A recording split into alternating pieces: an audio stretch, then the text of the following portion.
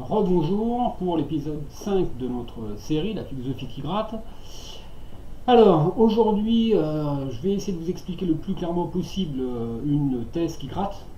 C'est la thèse de Spinoza. Et la thèse de Spinoza, elle gratte beaucoup vis-à-vis du problème de la liberté et du libre arbitre.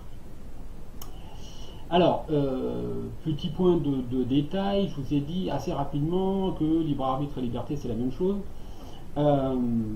Vous pouvez entendre le contraire. On peut vous dire non, non, non, mais ça c'est ce que disent beaucoup de philosophes, pro de philo. Bon, on sait que le libre arbitre, ça pose un problème. On sait que c'est une notion qui est quand même assez complexe, qui n'est pas évidente, qu'on peut très difficilement démontrer. Donc il se pourrait que ça n'existe pas. Et on vous dit, mais vous inquiétez pas, laissez tomber, c'est pas grave, on est libre quand même, donc on fait des choix. Or, si on regarde bien, pour faire des choix, il faut disposer d'un libre arbitre. Sinon, justement, c'est ce que je vais essayer de vous expliquer avec Spinoza, sinon, s'il n'y a pas de choix, s'il n'y a pas de pouvoir de choix, en réalité, il n'y a pas de liberté du tout. Alors, justement, la thèse de Spinoza, c'est précisément de démontrer l'inexistence de ce satané libre arbitre. Alors, pour le faire, je vous avais dit, si vous voulez comprendre ça, j'avais essayé d'expliquer ça de façon plus ou moins simple en reprenant les trois catégories de liberté chez Descartes et en vous montrant que dans les trois cas ça ne tient pas. Et puis je vous avais dit, il y a une petite manière un peu plus difficile, c'est la lettre à Schuller, la lettre extrêmement connue de Spinoza.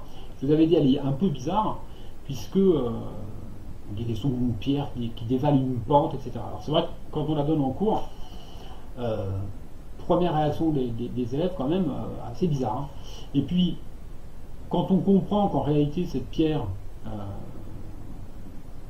c'est un symbole de l'homme, les élèves se disent mais c'est un peu n'importe quoi. Dire qu'on est semblable à une pierre consciente, ça n'a pas beaucoup de sens. Donc je vais essayer de vous expliquer ça aujourd'hui. Et si vous comprenez vraiment précisément la thèse, vous allez voir que ça gratte. Alors, cette lettre, elle commence de façon assez simple, en disant, eh bien écoutez, faites un effort d'imagination, imaginez une pierre qui dévale une pente,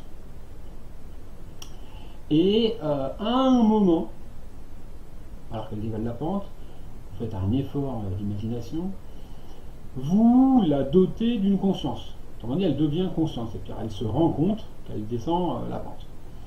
Et à ce moment-là, Spinoza vous dit, moi je parie que cette pierre, elle va dire qu'elle est libre. Voilà. Autrement dit, sa première réaction, dès qu'elle va être dotée d'une conscience, qu'elle va être consciente, c'est de se penser libre. Ça veut dire quoi?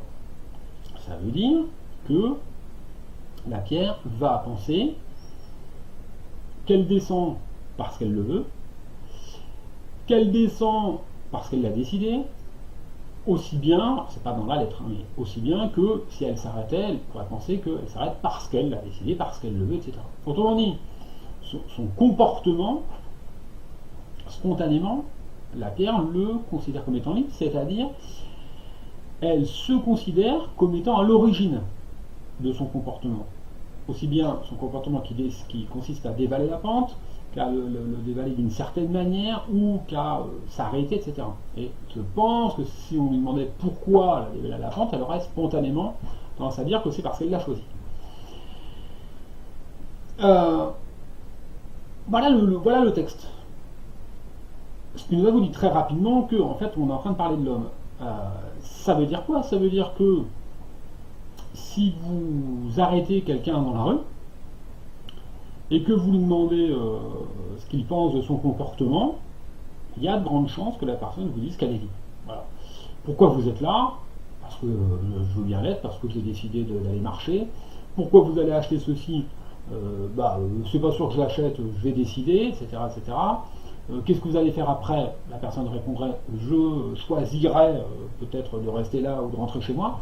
Il y a de grandes chances pour que la personne explique son comportement en faisant intervenir le concept de liberté, c'est-à-dire en disant qu'elle a un libre arbitre et qu'elle l'utilise pour choisir toutes ses actions. Voilà. à partir de là, il faut voir pourquoi Spinoza utilise cet exemple de la pierre pour nous faire réfléchir sur l'exemple de l'homme. Spinoza, je vous l'ai dit, considère que, bien entendu, cette pierre et donc cet homme, qui répondrait dans la rue la même chose, sont en fait absolument identiques, c'est-à-dire qu'ils se trompent. Les deux se trompent en se croyant libres. Alors pourquoi? En réalité, ça me semble assez simple. On va reprendre le petit schéma de la pierre et je vais vous expliquer déjà pourquoi elle se trompe. Et on essaiera de voir si on peut appliquer la même idée à l'homme. Alors, voilà le schéma tel que je le fais au tableau. C'est pas très compliqué. Vous voyez la pente qui est dévalée par la pierre, petite pierre là, et ça c'est, on va dire, la réalité, ce qui se passe dans la réalité. Pierre dévale la pente. Et puis, on la donne une conscience, et ici, elle est toujours au même endroit, et on lui demande pourquoi elle descend la pente, ou on lui demande qu'est-ce que vous en pensez. Elle dit, je suis libre, j'ai liberté, etc. Mais, elle pense être libre parce qu'elle pense avoir décidé de dévaler la pente. Elle pense qu'elle la dévale d'une certaine manière qu'elle a choisie. Elle pense qu'elle va s'arrêter d'une certaine manière. Or, ce qu'elle ne sait pas, et c'est là où elle est dans l'illusion, c'est que si elle descend ici, avec une certaine vitesse, d'une certaine manière, si elle descend et qu'elle a là un certain temps et qu'elle va s'arrêter à un certain instant, c'est qu'elle a été poussée ici par quelqu'un. Autrement dit, il y a une force de poussée ici, et ça, elle ne l'a pas choisi, elle n'y est pour rien. Ensuite, elle dévale la pente d'une certaine manière, avec une certaine vitesse, mais pourquoi? Parce qu'elle a un poids et une masse, pas la même chose. Ensuite, elle est soumise, mais elle ne se rend pas compte, à des forces de frottement. Il peut y avoir un peu de poussière et des tout petits cailloux dont elle n'a même pas conscience et qui la freinent dans son mouvement. Et puis surtout, elle dévale la pente avec une certaine vitesse, et c'est très important parce que la pente a un certain angle. Voilà. Tous ces facteurs, alors pour simplifier, on en a mis 4, enfin 5 si on compte si on fait la différence poids-masse, on a 1, 2, 3, 4, 5 facteurs. Ces 5 facteurs, la pierre n'est pour rien. Elle ne choisit pas l'angle de la pente, elle ne choisit pas les forces de frottement, elle ne choisit pas la force avec laquelle elle a été poussée. Or, en fait, c'est ça qui explique son comportement. Son comportement est absolument pas choisi. Vous voyez bien que quand vous voyez une pierre dévaler une pente, jamais vous allez imaginer qu'elle est libre. Donc ça c'est bien pour montrer qu'elle est dans la totale illusion, elle se trompe complètement en croyant être libre. Alors, vous allez certainement l'accepter vis-à-vis de la pierre. Bien sûr que si une pierre dévale une pente avec une certaine façon, d'une certaine manière, c'est pas un hasard. Bon, c'est pas qu'elle a décidé librement de le faire. Mais là, vous allez me dire, mais quel rapport avec l'homme? Quel sens ça a de vouloir appliquer ça à l'homme?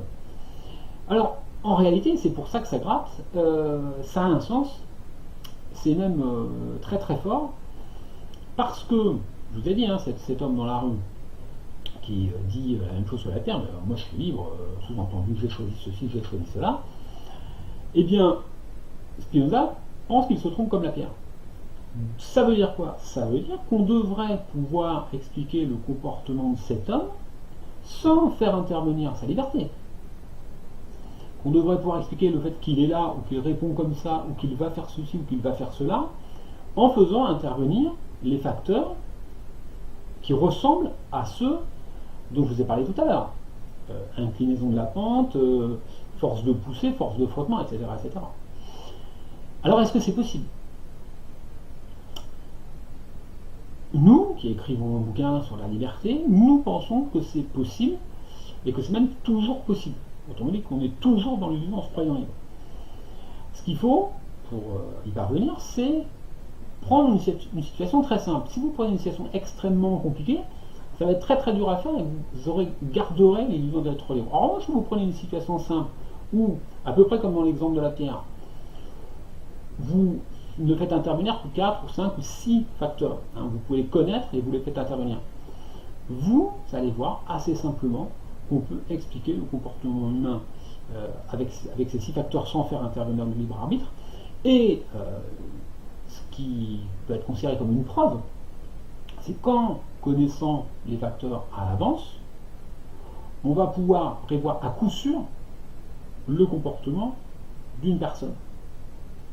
Or, si le libre arbitre existait, une des choses qu'il permettrait, c'est d'avoir un comportement totalement imprévisible. On ne devrait pas prévoir le comportement d'un homme s'il était libre. Alors, si on peut le prévoir, on ne peut pas toujours, parce que quelquefois on ne peut pas connaître tous les facteurs qui pèsent sur nous. Quand on peut les connaître, on peut le prévoir, donc ça devrait vous faire réfléchir.